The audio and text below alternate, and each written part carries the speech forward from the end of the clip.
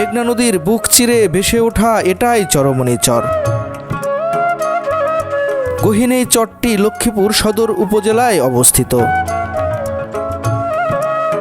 বিশাল বিস্তীর্ণ এই চরটিতে বর্তমানে 50 থেকে 60টি ঘর করে বসবাস করে আসছে চরের মানুষ।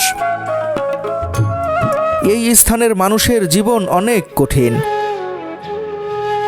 মেঘনার হিংস্র ভাঙন, ঝড় বৃষ্টি, প্রখর রোদের তাপদাহ কিংবা চোর ডাকাত কোনো কিছুই ছাড় দেয় না এই মানুষদের।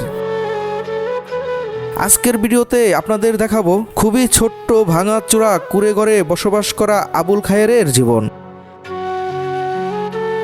ছোট সন্তান, স্ত্রী, মাকে নিয়ে প্রকৃতির সাথে লড়াই করে কিভাবে বেঁচে আছে দুর্গম এই চরে। নদী ভাঙ্গে, তারপরে এরা চোর ডাকাতের ডর, তমা ভাই শান্তিতে হয়নি। রাত্রে আমি এই ঘরে আছিলাম, আমি নিজে শো আছিলাম।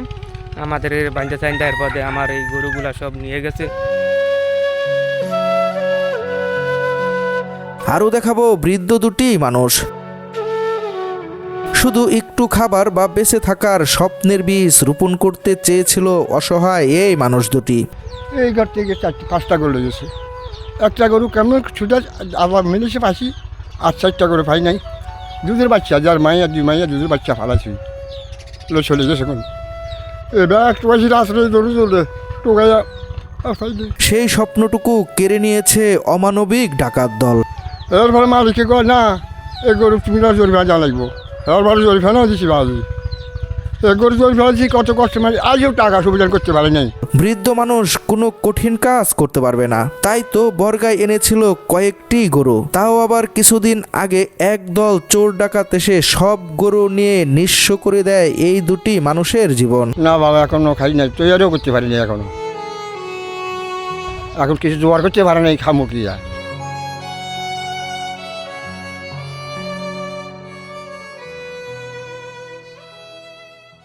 বন্ধুরা, আজকে আমি এসেছি লক্ষ্মীপুর সদর উপজেলার মজু চৌধুরীর হাট খেয়াঘাটে। এই যে দেখতে পাচ্ছেন, এটি হচ্ছে মজু চৌধুরী হাট খেয়াঘাট। আর এখান থেকে কিন্তু বিভিন্ন চর, পাশাপাশি ভোলা জেলার মানুষও যাতায়াত করে থাকে এই খেয়াঘাট দিয়ে। আজকে আমি যাচ্ছি সেই দুর্গম চর রমণীমোহন চরে। 1 বছর আগে আবার এসেছিলাম এই চরে, আপনাদেরকে দেখাইছিলাম সেই ছোট্ট মেয়ে সুমায়া এবং সুমায়ার পরিবার। তো তাদের খোঁজে আবার আমি যাচ্ছি সেই দুর্গম চরে। আজকে কিন্তু সেই সুমায়াদের পরিবারের পাশাপাশি দুর্গম এই চরের মানুষের জীবনযাপন তুলে ধরবো আজকের এই ভিডিওতে। খুব সকালে মজু চৌধুরীর হাট খেয়াঘাট থেকে একটি দ্রুত গতির স্পিডবোট নিয়ে রওনা হয়েছি চরমনি চরের উদ্দেশ্যে। মেঘনার শাখা নদীর বুক চিরে ছুটে চলেছে আমাদের বোট। স্বচ্ছ মেঘনা থেকে ভেসে আসা শীতল বাতাস আর দুই পাশের প্রকৃতি মনকে ভরিয়ে দিচ্ছে। চলতে চলতে 30 মিনিটের পথ পাড়ি দিয়ে 10 মিনিটে চলে আসলাম চরমনি চরে। বন্ধুরা, অবশেষে স্পিড বোটে আমরা চলে এসেছি চরমনি চরে। এই যে খায়ের ভাই আছে, খায়ের ভাই আমাদেরকে নিয়ে আসলো। তো এখন আমরা চরের ভিতরে প্রবেশ করব।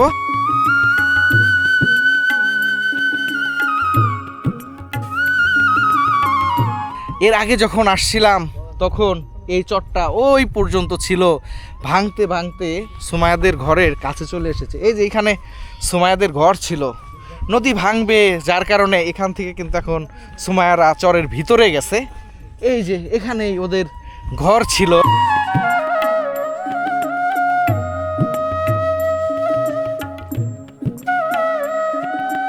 বন্ধুরা, এখানেই সেই ছোট মেয়ে সুমাইয়া আবুল খায়েরের বাড়ি ছিল। এই যে দেখুন খায়ের ভাইয়ের বাড়ি এখন এখানে আর নেই, এখান থেকে তারা চলে গেছে, চরের ভিতরে চলে গেছে। আরও এই যে এখানেই ওদের ঘর ছিল, এখন এখানে মরুভূমি, কারণ কিছুদিন পরেই এই জায়গাটুক থাকবে না। এই যে মেঘনা চলে এসেছে ভাঙতে ভাঙতে, এখন এই জায়গাটা মরুভূমি, এখানে ওরা বসবাস করছিল। এখানে আমি আসছিলাম, আপনারা দেখেছেন ওদের বাড়ি। এখন দেখুন বর্তমান অবস্থা, এমনিই ফাঁকা জায়গা, তারপরে এটি একটি মরুভূমির মতো হয়ে রয়েছে। এটাই হচ্ছে চরের মানুষের জীবন।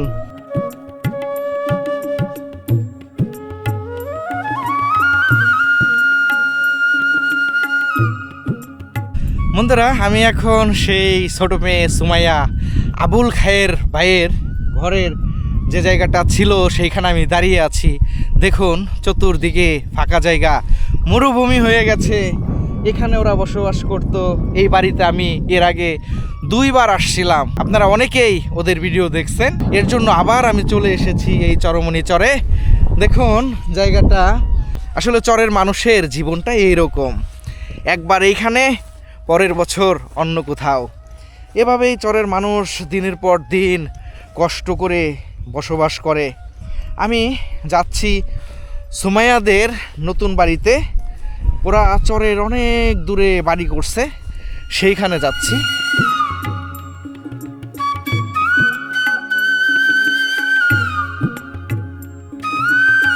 বন্ধুরা, এই চরমনি চরতে হাঁটতেছি।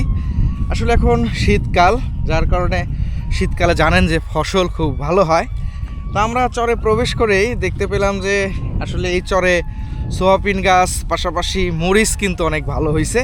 এই যে দেখুন কত সুন্দর মরিচ হয়েছে। প্রত্যেকটা ফসলই ভালো হয় শীতকালে। তো আমরা সামনে যাওয়ার চেষ্টা করতেছি।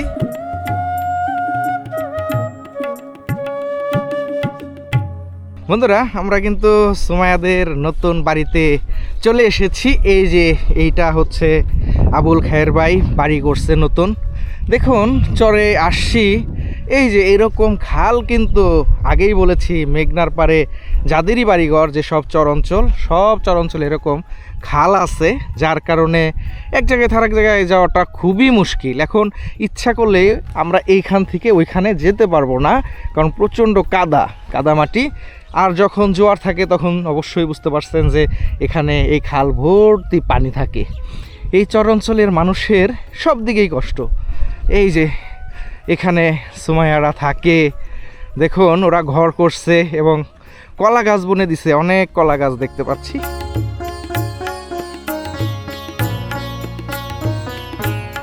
এই যে এইখানে ভাবি আছে এবং সুমাইয়ার ছোট ভাই অনেক বড় হয়ে গেছে।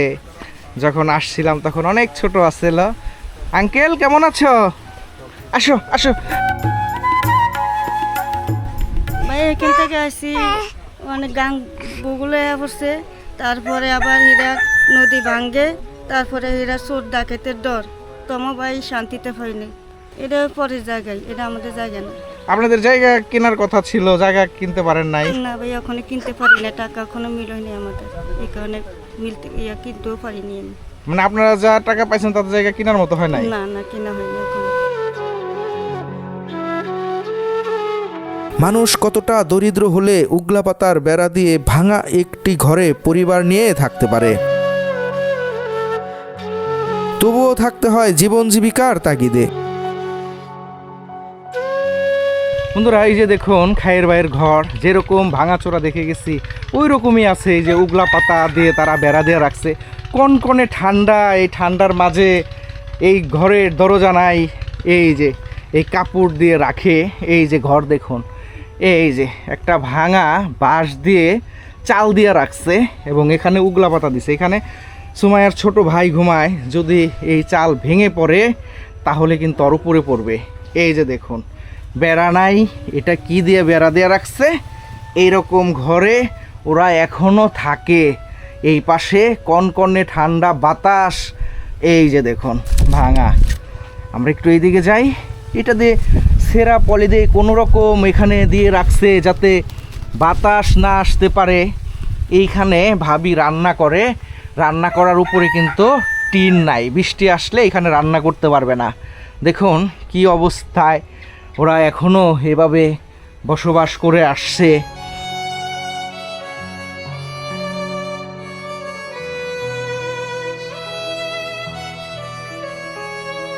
এই যে দেখতে পাচ্ছেন গাছ দিয়ে তারা খাম ব্যবহার করছে। এই যে একটা সিমেন্টের খাম কিনবে সেটাও কিন্তু কিনতে পারে না। এরা এতটাই অসহায়, এতটাই অভাবী মানুষ। দেখুন কিভাবে এখানে বসবাস করে। বন্ধুরা, আমি খায়ের ভাইয়ের বাসায় আসছি। দেখুন, ভাবি কিন্তু আমাদের জন্য রান্না করার জন্য ব্যস্ত হয়ে পড়ছে। ইলিশ মাছ কাটতেছে, আর এই ইলিশ মাছ কিন্তু এই মেঘনা নদীর একেবারে তরতাজা, কিছুক্ষণ আগেই এই মাছ ধরছে। তারপরে কিন্তু এই মাছ এখানে নিয়ে আসছে কিনে খায়ের ভাই। আমাদের জন্য রান্নার জন্য ভাবি ব্যস্ত হয়ে পড়ছে। এই যে দেখতে পাচ্ছেন রান্না করতেছে। দেখুন, ঘরের অবস্থা যেমন দেখে গেছি তেমনই আছে। অনেক দিন পর এসেছি সুমাইয়ার বাবা খায়ের ভাইয়ের বাড়িতে। ভাবিও ব্যস্ত হয়ে পড়েছে আমাদের খাওয়ানোর জন্য। তাই তো মেঘনার ইলিশ আর পোয়া মাছ রান্না করবে আমাদের জন্য। ভাবির রান্না করতে করতে আমি একটু ঘুরে আসি চরের ভিতর থেকে। ঝড় বৃষ্টিতে কষ্ট হয় আর পানি দেখলে আজ যাইতে পারি না কোনো মই, ঘরে বসা থাকা লাগে। আচ্ছা, চরে ধনী মানুষ বসবাস করে না গরিব মানুষ বসবাস? গরিব মানুষ বসবাস করে। গরিব অসহায় জিয়ারা হিয়ারা। আমরা আর জীবনও সরকারি কোনো সুযোগ সুবিধাই না। আর চোর ডাকাতের ভয়, চোর ডাকাতে মানুষের বান্ধি চান্দি গরু গোতান সব লই যায়। ওর একটা নিশ্চয় এই ওনার কান্দন এই সর্ব এক কানে শুনছে। ওনার এই গতন গরুগুন লই চলে গেছে, ওই বিন্ডাতন গরুগুন লই চলে গেছে। 2 বছরে ওর এক কার অংশ উনি বেশি কানছে, উনির গরুও নিছে বেশি। বরগা চান্দি গরু নি জানো কারের জায়গা জমিন নেই। আসর মধ্যে এই যেমন কষা জমিন যায় খা আরেকজনের জায়গার মধ্যে, আরেকজনের জায়গার মধ্যে তাই আমরা অস্থায়ী হয়তো আমরা চরে আইছি। চলে এখন কোনো রকম আমরা বরগা চান্দি গরু গোতান হালি কোনো রকম আল্লাহ দিন মজুরি খাবা।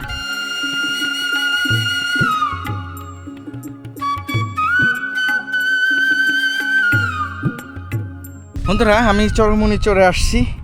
এখন চরের ভিতরে প্রবেশ করব।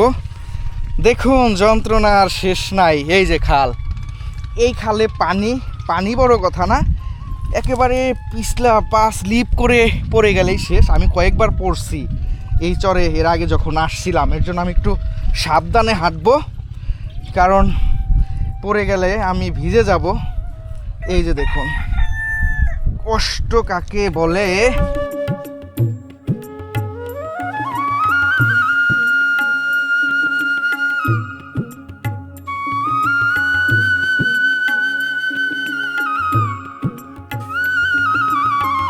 বন্ধুরা, আমি চর দিয়ে হাঁটতেছি। আসলে এই চরে ফাঁকা ফাঁকা বাড়ি, এক বাড়ি থেকে আর এক বাড়ি যেতে গেলে প্রায় 10-15 মিনিট হাঁটতে হয়। আর হাঁটার তো কোনো রাস্তা নাই, নয় ক্ষেতের উপর দিয়ে হাঁটতে হবে, না হলে এই যে ছোট রাস্তা এদিক দিয়ে হাঁটতে হবে। আবার যদি কোনো বাড়ি এরকম খালের ওই পার পড়ে যায় তাহলে আপনার কাদা পাড়িয়ে কিন্তু যেতে হবে। যেহেতু এখন ভাটা, যার কারণে খুব সহজে কিন্তু আমরা এই পাশে চলে আসলাম। যখন জোয়ার আসবে তখন এই পাশে কখনোই আসা যাবে না, কারণ হচ্ছে তখন তো পানি থাকবে। আর এখানে কিন্তু নৌকা নাই। আপনি যে ইচ্ছা করলে একটা নৌকা দিয়ে পাড়ি দিয়ে এই পারে আসবেন, সেটিরই উপায় নাই, কারণ এভাবেই ভিজে তারা এই পাশ থেকে ওই পাশে যাতায়াত করে। আসলে এখানকার মানুষ কতটা যে সংগ্রাম করে এইখানে না আসলে কখনোই বোঝার উপায় নেই।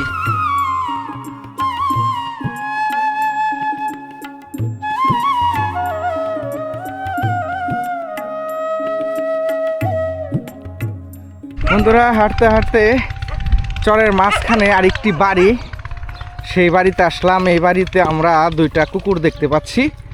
আসলে এই কুকুর 2টা দেখুন অপরিচিত মানুষ, যার কারণে সে জাগান দিচ্ছে যে অপরিচিত মানুষ এই বাড়িতে প্রবেশ করছে। আসলে কুকুররা তো পাহারাদার হিসাবেই থাকে। এই বাড়িতে দেখুন কতগুলা গরু দেখতে পাচ্ছি। এখানে 4টা গরু, এখানে 4টা ছোট গরু দেখতে পাচ্ছি। আসলে এই গরুগুলা কিন্তু বর্গা, ওনাদের না। আমরা দেখতে পেলাম যে 4টা, কিন্তু আসলে 4টা ওনাদের না। প্রত্যেকটা গরু কিন্তু অসুস্থ মনে হচ্ছে আমার কাছে। দেখুন, আসলে তো গরুর এরকম শুকনা থাকার কথা না। দেখতে পাচ্ছেন যে চরে ঘাস আছে, তারপরেও গরুর অবস্থা।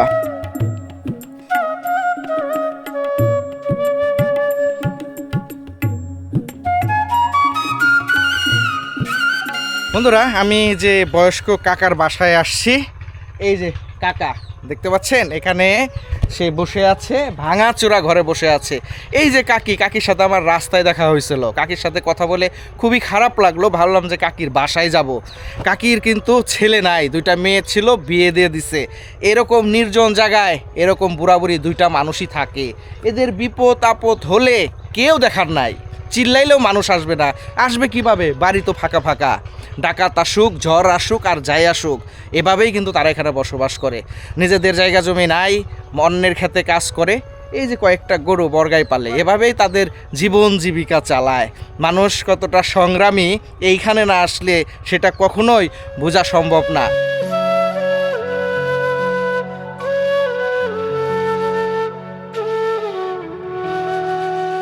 বাবা কোনো রকম আসি আমরা, কোনো চাষবাস করি খাই, মানুষের থেকে লই জমি লই।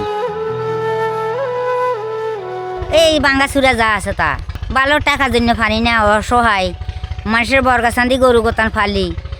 তার 33 বছর 4 গরু লই গেছে, আরে লেদা লেদা দুধ ডিঙা থুই ইয়ার হরে দি হেগুনো জরিফানা আয় দেন লাগছে, হেগুনো জরিফানা আয় দেন লাগছে, নিচে চৌরা জরিফানা দিছি আই। তো এখন আমি একবারে নিরহায় হয়ে গেছি, অসহায় আমি, আমার কোনো ডালকুল নাই। বুক বহুদা বুক নেই ফাটছে, আমি কাঁদতে কাঁদতে শেষ।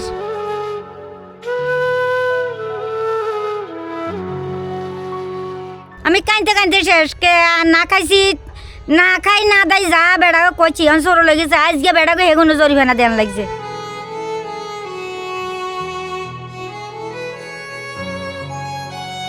অনেক কোনো রকম তাই আরই এই হিয়েল হাঁদা কুত্তে হাঁদা, ঘরে সানি দিতে মারি না, বেড়া দিতে মারি না, কিছু করতে মারি না।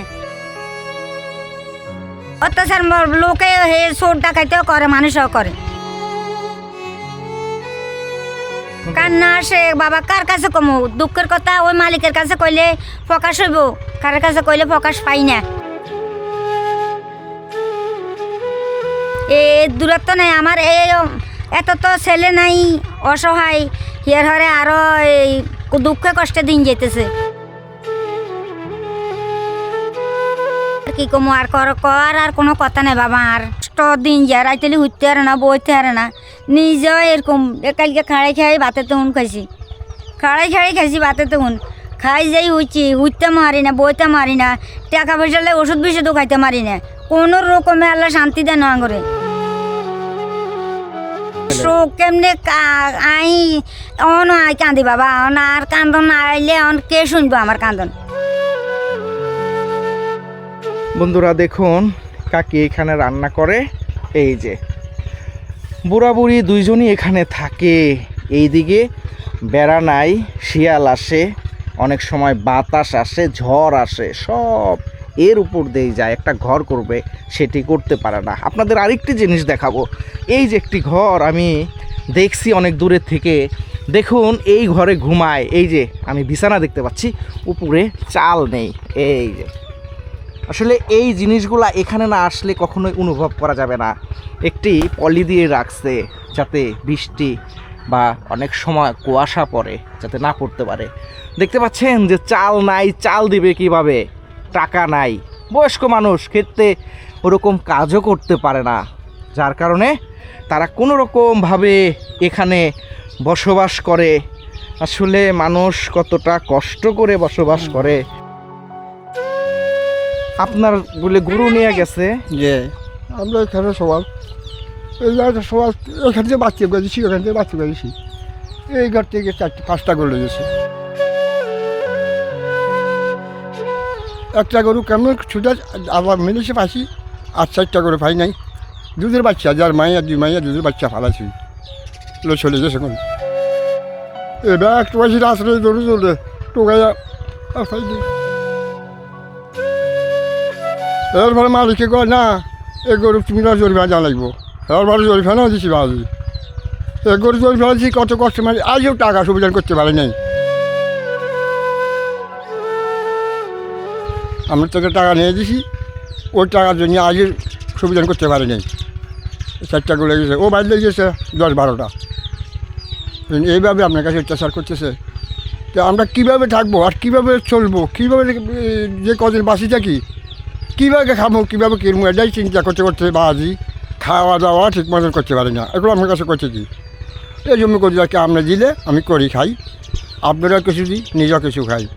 আর গরু একটা দুইটা গড়ি, অত মানে কেউ একটা দিছে কেউ দুইটা দিছে, তোমরা এখানে থাকো আর একটা গরু রাখো। বাড়ি কান্না নিয়ে আসে, কইতাম না জরিমা দিলে আরও বেশি আর কান্না আসে, জরিমা দিবার টাইমে আরও কান্না বেশি আসে। এই গরু নিয়ে এই দিকে সব পাতা আসিল এই সময়, সব টোকাই আসি। আর ওই দিকে একটা ঘর আসিল, এই ঘরে যার মোবাইল নম্বর কার হাসি একজনের, কোনো আর কোনো খবর নাই, কেউ রাস্তাতে ডিউটি করছে হয় নেই, আর নাই নাই নাই নেই। আল্লাহ আমরা কত সোজা মনে উঠলে বহুত দুঃখ লাগে, তো কার কাছে বলবো? ওই উঠবোরা যেতে পারে চেয়েছে সারা, আর আমাদের কেউ নাই। ও যা বলছে তাই মানে ঘটনা এইভাবে।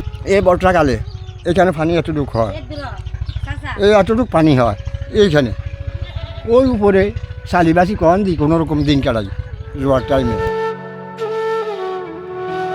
এই উপরে দেখেন তো, এটার উপরে নইলে ওই ঘরের উপরে নয়, ঘরের উপরে কিছু তক্তা মক্তা বা কিছু সুপারি গাছের ইয়ে দিয়া ওখানে জীবন কাটাই। খাওয়া আমরা ও জোয়ার আসতো, জোয়ার আবার একটু বাড়া পড়লে তা আবার চুলা টুলা তো সব ডুবি যাগুন, সে পানি কাজি কাঁচাইয়া বহুত কষ্ট করি আমরা। তখন বাবাকেও উপরে চাইয়া কোনো রকম জীবন বাঁচাতাম। ওটা আল্লাহ ছাড়া রেখে বাঁচাইবার শক্তি কারণ নাই, সে কোনো কাঁদি কাঁদি থাকতে আমার জনগণ কী আমার সে পানি টানি যাইলে এই নামে, নাহলে টিন একটা কাটি যদি উপরে ফাইতাম, অত চাই রাখবো আদের কোনো রকম যদি গরম করে কোনো রকম খাইতাম।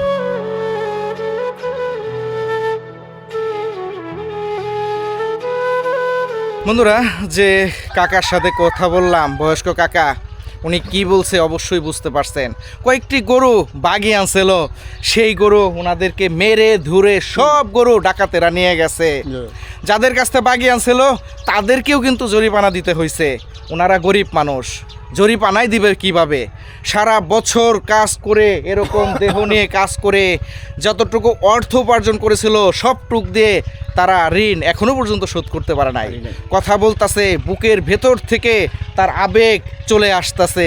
বয়স্ক মানুষ, আমি কথা বলেই বুঝতে পারতাছি যে কতটা পরিমাণ কষ্টে আছে ওনারা দুইজনই থাকে বয়স্ক মানুষ। এই মানুষগুলা কি করবে? কঠিন কাজও কিন্তু করতে পারে না। আর যখন বন্যা হয় তারা এইরকম উঁচা জায়গায়, কিন্তু ঘরের উঁচা জায়গায় বসে থাকে, কারোর সাথে যোগাযোগ করতে পারে না, মোবাইল নাই, চতুর্দিকে পানি, সবাইরই অভাব। পানি কমে যায় তখন হয়তো আস্তে আস্তে তারা নামে। এটা হচ্ছে এখানকার সংগ্রামী মানুষের জীবন।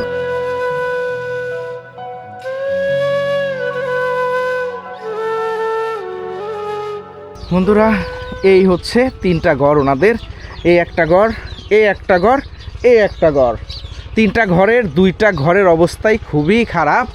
এই ঘরে গরু রাখে, কি করবে? গরুকে তো আর ভিজানো যাবে না। এই যে দেখুন, এইখানে গরু থাকে, এইখানে পাহারা হিসাবে ওনারা দুইজন থাকে, তা না হলে গরু তো ডাকাত নিয়ে যাবে। এই যে দেখুন, এর মধ্যেই তারা কোনো রকমভাবে এখানে বেঁচে আছে।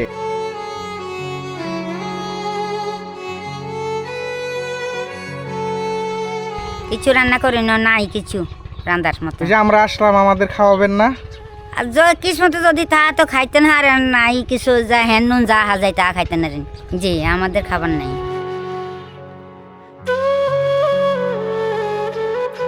তাইলে যে আপনারা বয়স্ক দুইটা মানুষ কি খাবেন আজকে? আজকে শাক পাতা ভাজি করিল, আর কিছু নাই রান্নার মতো। রান্নার মতো আর কিছু নাই। আজকে মাছ কিনতে পারেন না? যে না। কেন কিনতে পারেন না? টাকার জন্যে। টাকা থাকলে না, একজনের তো দিল আনলে মাছ লই আইতো। এখন টাকা নাই, আমি এই পাও লই, হাঁটতে পারি না, ডাক্তারের কাছে যাইতে পারি না।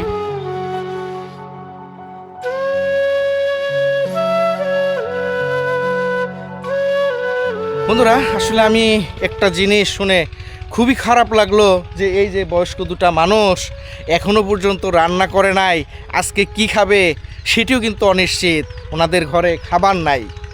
বয়স্ক মানুষ দেখুন, না খাইতে খাইতে ঠিকমতো চেহারার কি অবস্থা করে ফেলছে। কয়েকটা গরু বর্গায় পালে, এদের খাবার জোগাড় করতে করতেই এনাদের খাবারের কথা ভুলে যায়। আজকে কাকি বলল কয়েকটি সবজি তুলবে, আশপাশ থেকে শাক তুলবে অন্যের ক্ষেত থেকে, সেটি ভাজি টাজি করে কোনো রকম যদি আল্লাহ রিজিক রাখে খাবে। না বাবা, এখনো খাই নাই, তৈরিও করতে পারি নাই এখনো। তৈরি করতে পারি নাই, আর তো এই গরু দুধারে ঘাটা দিছি, আর নিজে খাই খার ওগুলারে এইগুলা কুড়িয়া জানালাই এটা টুকরা কাজ করছি। এখন কিছু জোয়ার করতে পারে নাই, খামো কি আর জোয়ার করতে পারলে এরা নিজে খাইতে পারবো, জোয়ার না করতে পারলে খামো করতে দেয়। এখন আস্তে যদি শাক লতা টাতা যদি কিছু যদি জোয়ার করে তৈরি করে, আল্লাহ যদি কিসমত রাখে তো দুটা খাইতে পারবো, সারা খাওয়ার কোনো সুযোগ নেই। আপনার কাছে কোনো মিথ্যার কোনো করলামও না আর করতে পারবো না, সত্যি কথা জেনে বলছি। মা বাবা নিজে ধরতে পারি না, অত ধরা মারা করতে পারি না, নিজে শক্তি কম, আর টাকা লাই এমন সরকার কিনতেও পারি নাই। আচ্ছা পাকে পোকে যদি প্রিয় থাকলেও নাই, দূরে দূরে যদি দিয়ে গেঠা খেটা দূরে দূরে কেউ ফাটাও না, দেয়ও না। ওই আল্লাহ যদি খাবার কর্ম করে খাইতে পারি, এ সময় খাই আল্লাহ খাবার।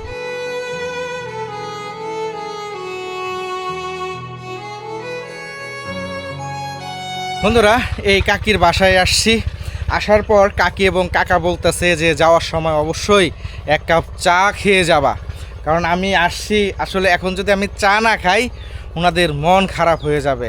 গরিব মানুষ, মন দেখুন, একেই বলে মন।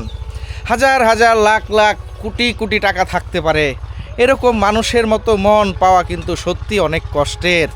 দেখুন আমার জন্য চা গরম করতেছে, ঘরে খাবার নাই, চাউল নাই, কিছু নাই, আমার জন্য তাদের গরুর দুধের চা।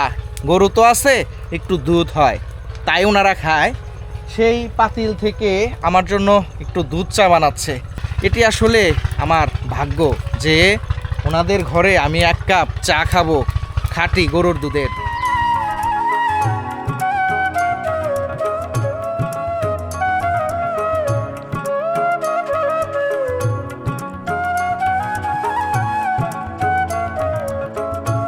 বন্ধুরা, আমি যে কাকার বাসায় আসছি, আসলে এই কাকা এখানে কিছু সবজি রোপণ করছে। এখানে অনেক ধরনের সবজি রোপণ করছে, মিষ্টি আলু, পালন শাক এবং ধনিয়া।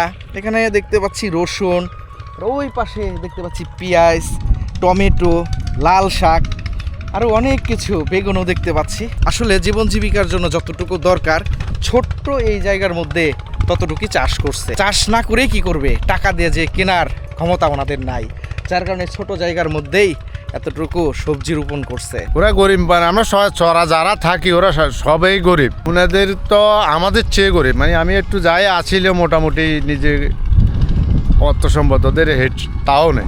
উনি পরে গেলে উনি সংসার চালানোর মতো কোনো ছেলেবেলেও নাই ওনার।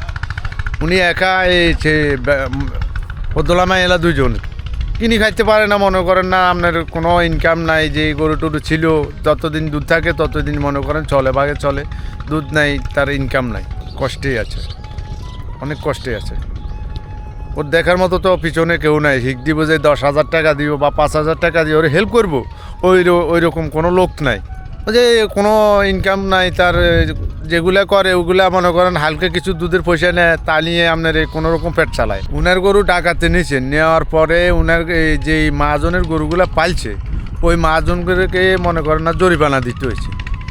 জরিমানা দিতে দিতে উনার তো অস্তিত্ব নাই, উনি তাইতে ঘুরি ফিরে যায়। সবাই একই অবস্থা, যারা গরু পালে গরু ফালা তো ক্ষমা দিতেছে কেন, এই জরিমানা দিতে হইব, গরু ডাকাতি নিয়ে যায় দিতে হয় জরিমানা।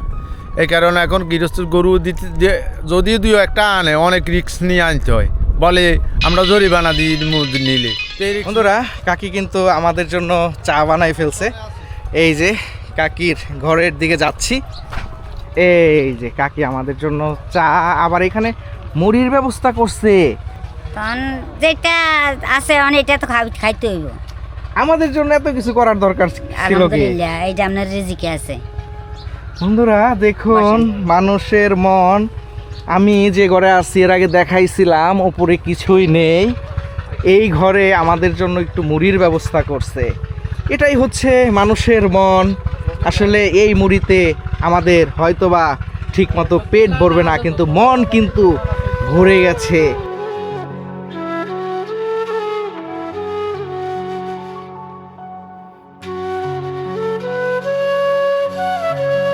এই যে আমনগরি জিকে আছে। কাকা চা খাবেন না?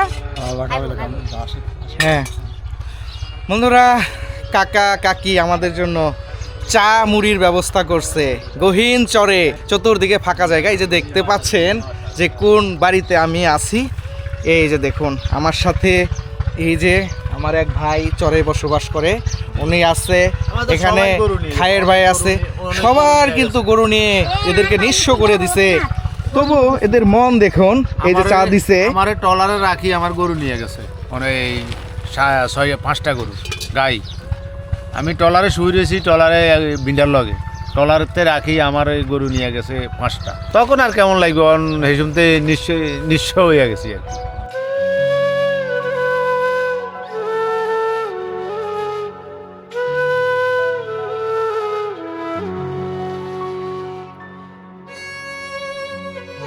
বন্ধুরা, আমি লক্ষ্মীপুর সদর উপজেলার চরমনি চরে আসছি।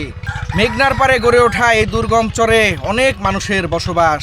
দেখতে পাচ্ছেন যে ফাঁকা ফাঁকা বাড়ি, তার মধ্যে আমি এই যে কাকা এবং কাকির বাড়িতে আসছি। এসে আমি অবাক হয়ে গেছি। ওনারা আজকে রান্না করে নাই, খাবার নাই ঘরে, পাশ থেকে কিছু সবজি তুলছে, সেই সবজি তুলে তারা রান্না করে খাবে। মাছ কতদিন আগে খাইছে সেই স্বাদ ভুলে গেছে। বয়স হয়ে গেছে, টাকার জন্য কিনতে পারে না, নদীতে মাছও ধরতে পারে না। ঘরটা দেখতে পাচ্ছেন, ওই ঘর টাকার জন্য তারা চাল দিতে পারতাছে না, এমনটাই অসহায়। আমি আসছি, আসার পরে কাকি আমাকে বারবার বলতেছে যে বাবা একটু চা খেয়ে যাও, আমাদের ঘরে আর কিছু নাই। আমি চা খাইছি, চার সাথে আমাকে মুড়িও দিছে। আসলে আমার মনটা ভরে গেছে। মানুষের কোটি কোটি টাকা থাকে, লাখ লাখ টাকা থাকে, এরকম মন সবার থাকে না। আমি আসছি, আপনারা অনেক সময় বলেন এরকম অসহায় মানুষ পেলে তাদের মোবাইল নাম্বার দেওয়ার জন্য। আপনারা সহযোগিতা করতে চান, আপনারা এই পরিবারকে সহযোগিতা করতে পারেন। ওনাদের ঘরে কিন্তু খাবার নেই। যাই হোক, ওনাদের নাম্বারটা আমি দিয়ে দিচ্ছি, 01856159648। এই নাম্বারে ফোন দিলে ওনাদের সাথে কথা বলতে পারবেন। ইচ্ছা করলে এখানে আসতেও পারবেন, নিজে চোখে এদের জীবনযাপন দেখতেও পারবেন। আর আমি যখন আসছি, আমি যতটুকু পারি এই পরিবারকে সহযোগিতা করব, হয়তোবা এই পরিবারের একটু কাজে লাগবে।